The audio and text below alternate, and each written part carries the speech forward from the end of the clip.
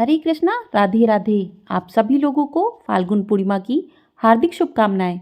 वैसे तो हर महीने के अंतिम दिन पर पूर्णिमा मनाई जाती है, किंतु फाल्गुन पूर्णिमा का हमारे हिंदू धर्म में विशेष महत्व है, क्योंकि यह साल की आखिरी पूर्णिमा आखिरी दिन होता है और इसी दिन होली का पर्व भी मनाया जाता है। हर साल बुराई पर अच्छाई की जीत की याद के रूप में फाल्गुन पूर्णिमा तिथि पर होलिका दहन किया जाता है एवं होली का यह पावन पर्व भी मनाया जाता है। फाल्गुन पूर्णिमा पर विष्णु एवं लक्ष्मी जी की पूजा, व्रत आदि करने का जितना महत्व है, उतना ही महत्व इस दिन फाल्गुन पूर्णिमा की पौराणिक कथा का पाठ करने का भी है। मान्यता है कि इस दिन फाल्गुन पूर्णिमा की कथा सुनने से यश, कीर्ति, धन धान्य और संतान सुख प्राप्त होता है तथा मरणोपरांत बैकुंठ धाम की प्राप्ति भी होती है।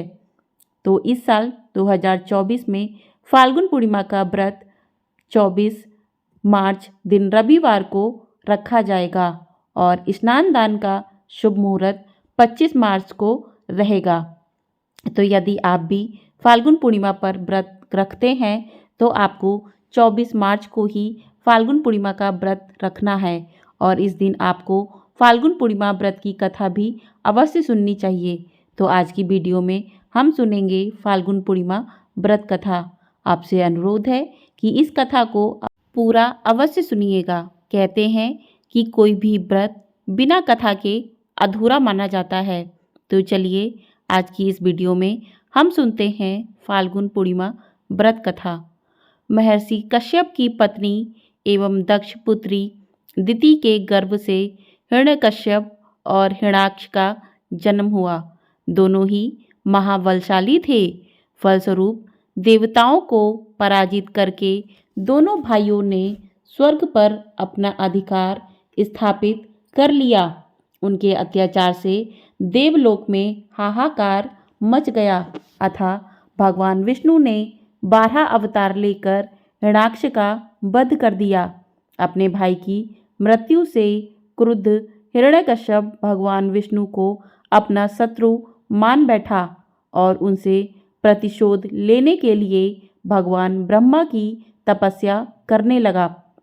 उधर हिरण्यकश्यप की अनुपस्थिति में देवताओं ने दैत्यों पर आक्रमण कर दिया और स्वर्ग पर पुनः अपना अधिकार प्राप्त कर लिया। हिरण्यकश्यप की पत्नी कयाधु उस समय गर्भवती थी, जिसे देवराज इंद्र ने बंदी बना लिया। वो कयाधु को लेकर अमरावती जा रहे थे। तभी मार्ग में उन्हें देव ऋषि नारद मिल गए। नारद जी ने इंद्र के साथ कयाधु को देखकर बोले, देवराज आप इसे लेकर कहाँ जा रहे हैं? ये सुनकर इंद्र ने कहा, हे देवऋषि, कयाधु गर्भवती है।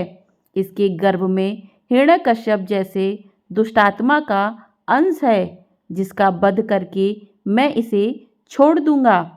इस पर देवऋषि नारद बोले, इसके गर्भ में तो श्री नारायण का परम भक्त है, अतः इसे छोड़ दो इंद्र।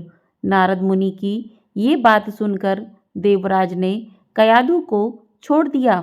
देवऋषि नारद हिरण्यकश्यप की पत्नी को अपने आश्रम में ले आए और बोले, बेटी, जब तक हिरण्यकश्यप की तपस्या पूरी नहीं हो जाती तुम निश्चिंत होकर यहीं रहो।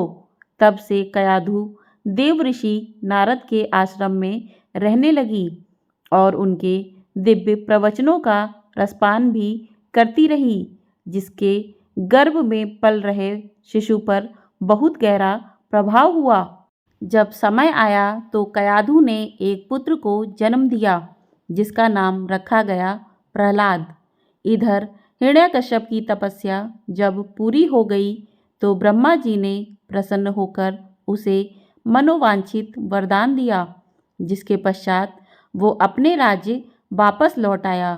कयाधु भी प्रहलाद को लेकर अपने पति के पास चली आई।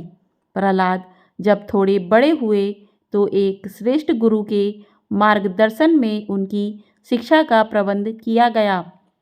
एक दिन जब हिरण्यकश्यप अपने समस्त मंत्रियों के साथ बैठे हुए थे, तभी प्रहलाद अपने गुरु के साथ वहां आए और पिता को कृतज्ञतापूर्वक प्रणाम किया।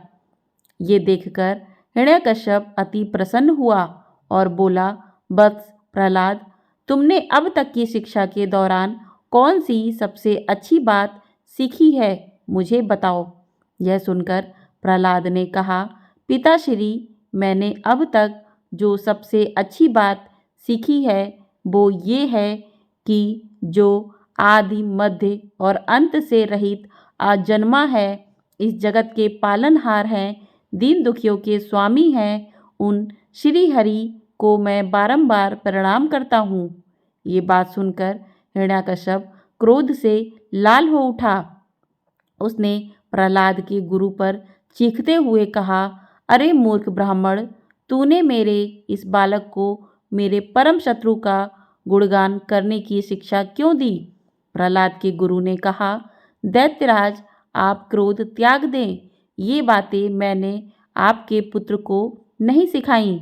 ये सुनकर हिरण्यकश्यप आश्चर्यचकित हो गया और बोला, पुत्र बताओ, तुम्हें ये उपदेश, ये शिक्षा किसने दी है। प्रहलाद बोले, हृदय में स्थित भगवान विष्णु ही तो संपूर्ण संसार के उपदेशक हैं, उनके अतिरिक्त कोई किसी को कुछ नहीं सिखा सकता। ये सुनकर हिरण्यकश्यप क्रोध से पागल हो उठा और बोला, अरे मूर्ख, मेरे सामने ये विष्णु कौन है। तू क्यों बार बार उस दुष्ट का नाम ले रहा है। क्या तू इसका परिणाम जानता है। हिरण्यकश्यप ने प्रहलाद को बहुत समझाया, मृत्यु दंड का भय दिखाकर भी विष्णु भक्ति को दूर करना चाहा, परंतु प्रहलाद के मन से भगवान विष्णु के प्रति श्रद्धा तनिक भी कम ना हुई।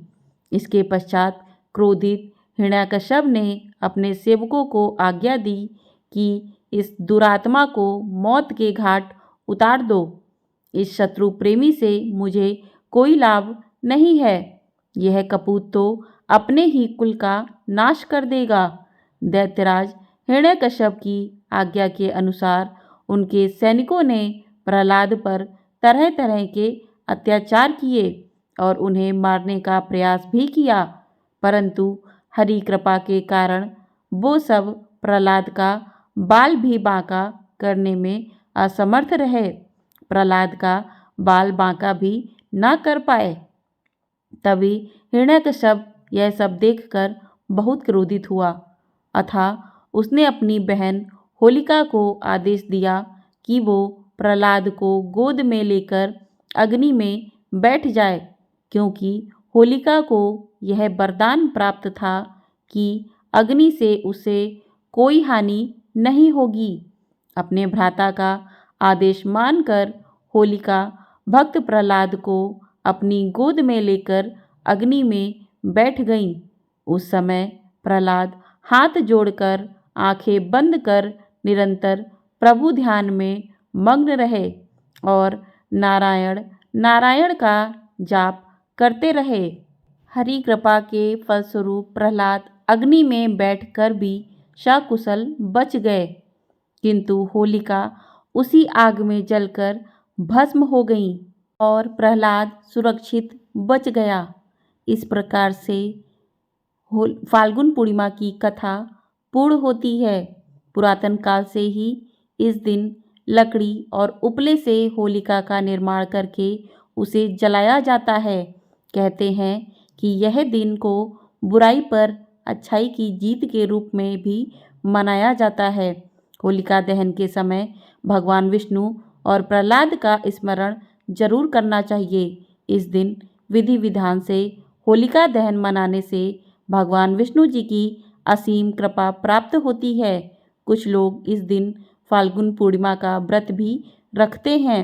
मान्यताओं के अनुसार इस व्रत को श्रद्धापूर्वक करने से सभी मनोकामनाएं शीघ्र ही पूर्ण होती हैं। तो इस प्रकार से बुराई पर अच्छाई की जीत होती है और फाल्गुन पूर्णिमा का व्रत रखने से भगवान विष्णु व्यक्ति की सभी मनोकामनाएं पूरी करते हैं। बोलिए होलिका मैया की जय।